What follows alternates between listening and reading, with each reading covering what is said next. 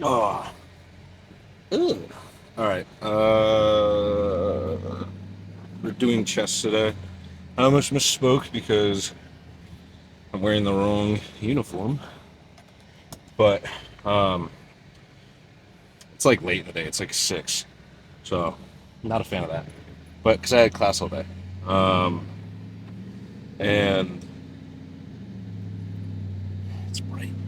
Uh, yeah, I wore the clothes I was gonna wear to the gym to like one of my classes earlier today. Because I was like, I'm gonna wear those to the gym. I'll wear those class, whatever. Um, it was warm to say the least. I was sweating my boobies off. Uh, and I don't know. I don't know if everybody's like this. I shower before I go to the gym. Like, even if I haven't really like sweated or feel like I've sweated that much. Uh, but sorry, the person in front of me is taking. Oh, because they're going left. You had your turn signal on the wrong way, silly. They were taking forever, and I was like getting distracted. Uh, but so yeah. Um, I went to class and it was just like way hotter than I expected and sweating and just I don't know. I mean, I don't know if self-conscious is the right word or just conscious of like not wanting to smell. I don't even know if I smell, but like I feel like if you go to the gym clean and you sweat, you're not gonna smell. But if you sweat all day and sit around in that sweat, that's a completely different story of being smelly. I got a phone call. But yeah, so I was like, all right, well, fuck it. I'm not gonna wear. Don't fall down. I'm not gonna wear those clothes to the gym, so I'll wear my leg day stuff. And I liked wearing them on my last arm day, so or chest day, upper body day, same thing. It's all one part. Um, but lift wise, uh, shoulder feels phenomenally better. But like, I don't know how uh responsible it would be to just go and like throw around free weight stuff. So it really depends on how I feel. The plan for today's lift is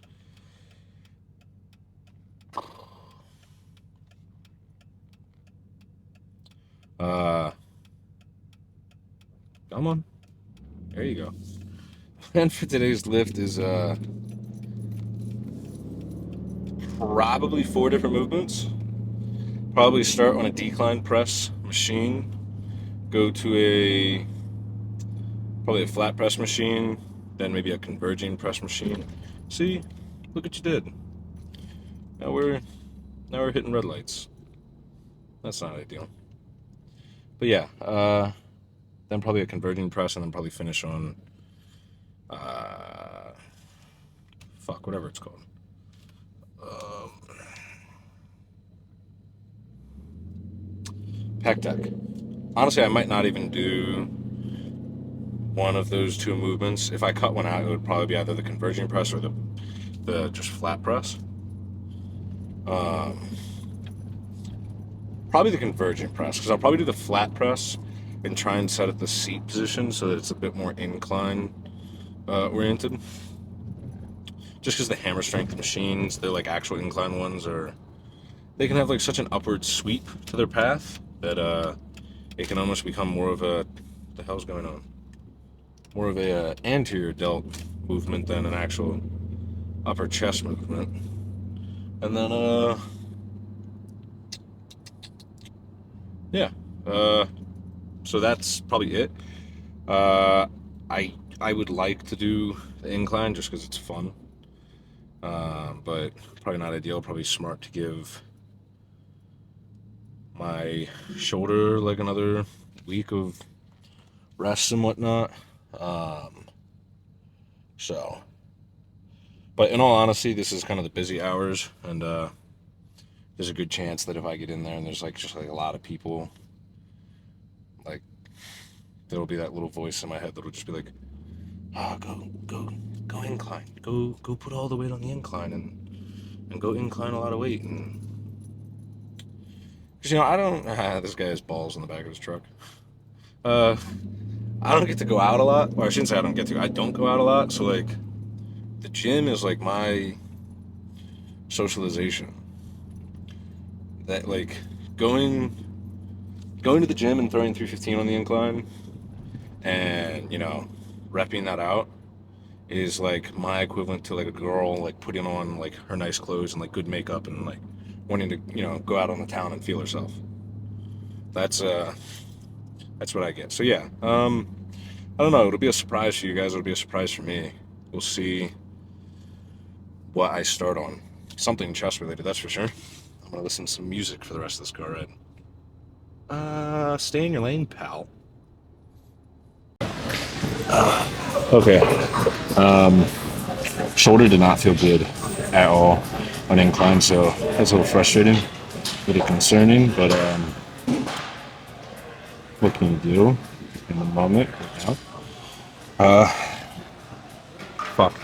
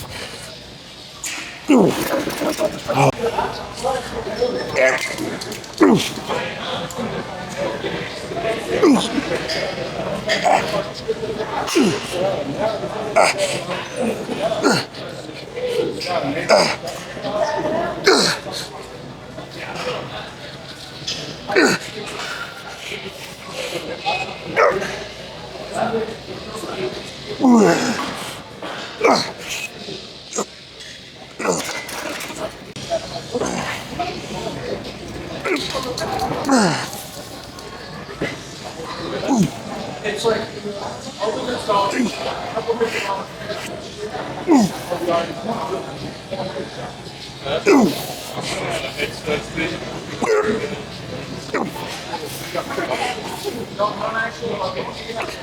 Take the break.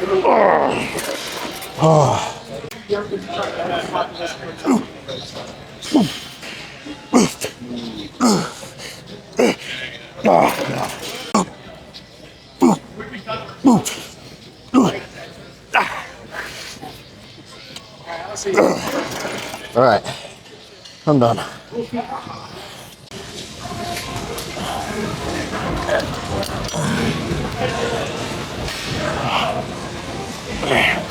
All right, we're gonna probably just set up camp here.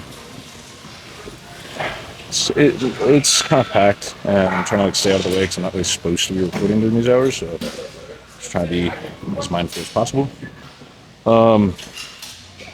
I'm gonna do a few sets here, kind of like more so aiming for lower head of the pack, like a decline type movement. And if you want to use the pec deck for that, simply just sit your seat position a little bit higher than you might typically have it, and you're gonna scoot your ass towards the end of the seat. That way your torso is kind of leaned back. That way when you come across down in front, it's more in line like a decline press. See? Parallel decline. Science.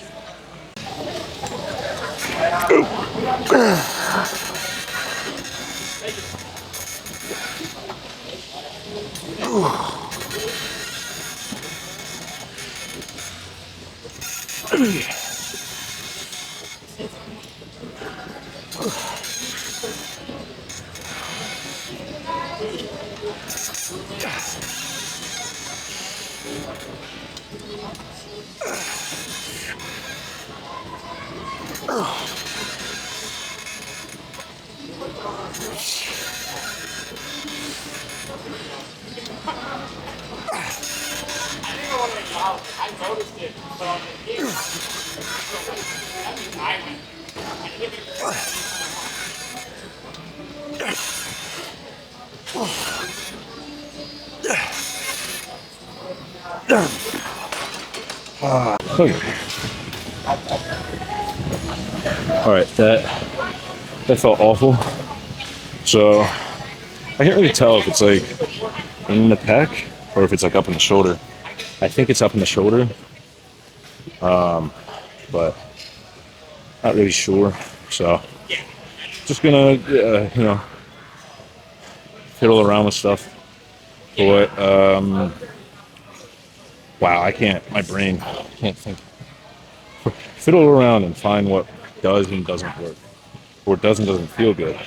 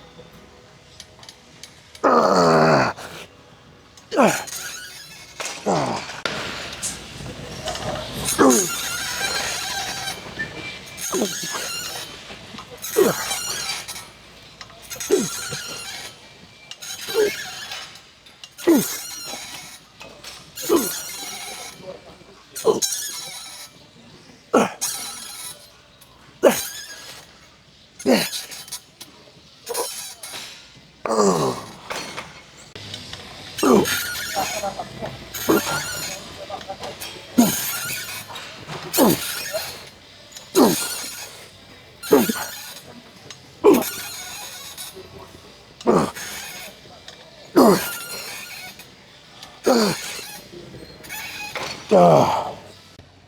All right. Well, I was fiddling around with,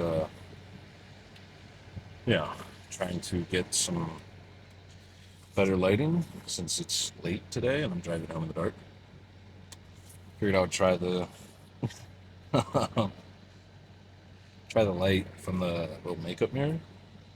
Only problem is it's blocking my entire fucking view and I can't see the road. My entire flipping view. So that's gonna go away. These are gonna go back up where I keep them. They're just like, you know, special things that I like to have. A picture, a little card somebody wrote me, um, prom ticket, and a nice first prom ticket. So just keepsakes. So I don't even really use that visor very much because the stuff would fall down if I just opened it and left it. But anyways, there's a mint, a little icebreaker. Strawberry and mint, weird combination, but yummy. So yeah, let's drive home. Um, okay.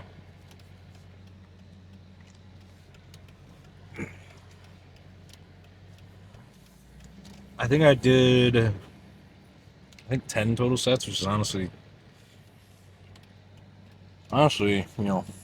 gets the job done. Um, I want to say I recorded every set except for I did one set of pec deck at the very end. I did not record just because going into it, I just wasn't really sure how my body was feeling. Like, I wasn't sure, like, is this going to be a set that's just going to feel like junk volume or whatever? So, um, today was a lot more slow and controlled stuff. Uh, one of the benefits of training a bit more slow and controlled, um, you are going to, all right, you are going to put a little bit less stress on your joints and more specifically the like tendons and ligaments, because you're kind of, the more you control that negative and slow down the actual bottoming out or the bottom of the range of motion, the more you are limiting any amount of elastic rebound. A really good example is your Achilles when you're doing like toe press. The Achilles is one of the most like elastic tendons in the body. So it's super easy to just rely on that elasticity like it's a rubber band. That's why you can see like all the old heads at your gym throw on like a fuck ton of plates and just bounce out the little baby toe reps. So the with calves, you're very much hindering your growth ability doing it that way, because I shouldn't say hindering, um, maybe being less productive, less efficient. Like it's still better than nothing, but especially calves, because of how elastic that tendon is, slowing down those reps, having a pause at the stretch is going to ensure that you're having the utmost amount of the actual work being done by the muscle and not relying on the elastic energy, little spring energy, little physics, um, within your tendon. And in terms of injury prevention, take something like a pressing motion, having that slow and controlled little pause, boom. One, being slow and controlled, you're going to allow yourself to be a bit more careful with your angles and stuff. You're slamming through reps. It might be a little easier to kind of get out of wonk in terms of your form, which the main concern with doing that is just injury. And so there's that. But then you're doing a pressing movement. If you're really being explosive out of the hole, and there's a benefit to that style of training. You just have to understand that doing so is going to put a little bit more stress on all the tendons and ligaments within that shoulder joint, because you're relying on a little bit of their the elasticity within them to almost work like a little bit of a slingshot. You can see this when go sit on the bench, and you don't even have to do a super slow negative, but add like a 1 second pause to the bottom versus just I'm not talking about bouncing off your chest. I'm just talking about controlling the hole or the bottom of the range of motion versus not. You're going to be able to get more reps not having that pause at the bottom, because you're using a little bit of that elasticity to help you get some work done. In the end, you're getting work done with the muscle regardless. There's always going to be the argument of to what extent you're missing out on efficiency by not training science based and having that time and attention. But I would argue more so, if you were to be concerned about it, there's more so a benefit to injury prevention, and everybody's different. Some people just have really bulletproof joints, and I knock on wood. I don't think I have any wood in here, but I, relative to others, tend to have pretty good joints. But I just haven't been training explosively in a while, nor have I been training free weights in a while. And so I think me jumping back into, free weight incline and stuff like that was a little reckless on my part. Um, just in the sense of, and again, nothing wrong with people that train that way, but if you're going to not train that way for what I've been doing for months, almost years now, and then try and get back into it, you need to definitely, transition yourself back into it. So I don't think anything's torn in my shoulder because, if I tore something, I don't think I'd be able to go and get, shit done today. But it's definitely tweaked, it's definitely bothered. So I just got to be mindful of that. But yeah, 100%. If you're, train how you want, train how you enjoy. I think there's benefits to the more slow, controlled training.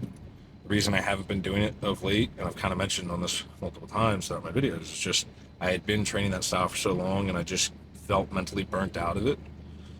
And yeah, training optimally can be beneficial, but so is training the way you enjoy. And if you really enjoy training a certain way, you know, at some point the level to which you enjoy it is going to outweigh the optimal benefits because you're going to probably put more effort and intensity into training the style that you enjoy. And again, it's not such a black and white statement. There's a lot of gray area because there's some movements that are just dumb. But like when it comes to movements where it's like kind of like splitting hairs or nitpicking between which one's better or more optimal, at that point just go with whatever the fuck you're going to train harder. Um, because like if you're nitpicking between like a fucking Smith machine squat and a hack squat, like at that point, go with what you enjoy more. Because it's such splitting hairs that if you choose option A versus option B, whatever those are, because option A is slightly better than option B, but you really hate option A, like are you really going to push yourself? So, but yeah, so the thing I was going to say is if you're somebody that doesn't have great joints or does find themselves getting injured a lot, I would recommend 100% to try and give slower, controlled reps, training style,